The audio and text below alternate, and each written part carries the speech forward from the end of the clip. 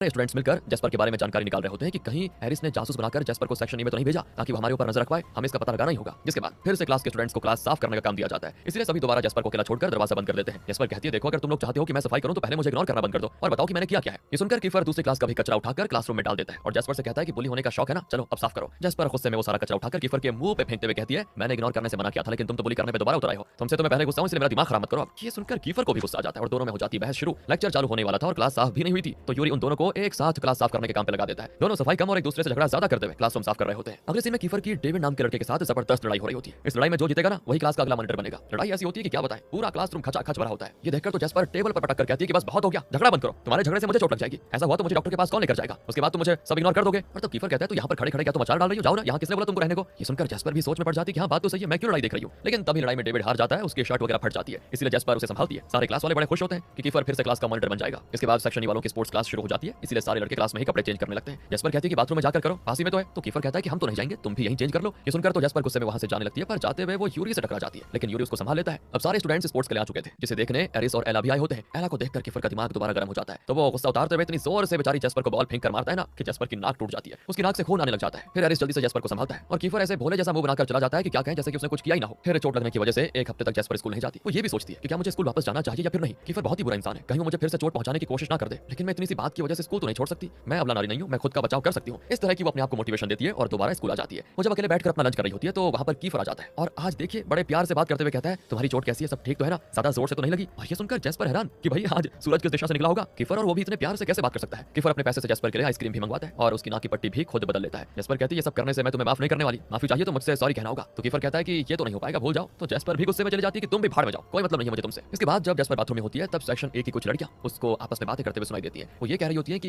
ये एला है ना, ये तो सिर्फ लड़कों के मुंह मारती है, आज ये तो कल दूसरा लड़का, उसके साथ पता नहीं कितनी रिलेशनशिप में है और उसी रास्ते में अब जेस्पर भी चल रही है, उसको भी देखना, लड़के इस्तेमाल करके छोड़ देंगे। और अपने बारे में ऐसी बातें सुनकर जेस्पर को गुस्सा आ जाता है, तो वो सेक्शन ए की फेमस लड़की फ्रिया के मुंह पे पानी फेंक देती है कि पहले खुद के गिरबान में झांक फिर दूसरे के बारे में बात कर। ये सुनकर फ्रिया को गुस्सा आ जाता है, इसलिए वो जेस्पर के पीछे पड़ जाती है। जेस्पर भी खुद को बचाने के लिए अपनी क्लास में आती है और डेविड के पीछे जाकर छुप जाती है। तब तक फ्रिया के क्लास के लड़के भी वहां पर आ चुके होते हैं जेस्पर को मारने के लिए। देखते देखते झगड़ा काफी ज्यादा बढ़ जाता है। वो लड़के तो जेस्पर के ऊपर गंदा पानी फेंकने की कोशिश करते हैं, लेकिन डेविड जेस्पर को बचा लेता है और उससे कहता है कि तुमने मेरी मदद की थी, मैंने तुम्हारी कर दी, हिसाब बराबर। अब यहाँ वो जेस्पर को लेकर तो चला जाता है, लेकिन ये फ्रिया ऐसे शांत नहीं बैठने वाली थी। थोड़ी देर के बाद सिन जब जेस्पर का हालचाल चेक करने आता है तो उसको कमरे के अंदर से कीफर और जेस्पर की आवाजें आती है। जो आवाज सुनकर वो कुछ और ही समझ लेता है कि अंदर पता नहीं क्या हो रहा है। वो सीधे दरवाजे के अंदर आ जाता है जहाँ कीफर जेस्पर पर दवा लगा रहा होता है। जेस्पर समझ जाती है कि दर्द की आवाज को सिन ने कुछ और ही समझ लिया है, तो वो उसको मारने उसके पीछे पड़ जाती है कि इतनी गंदी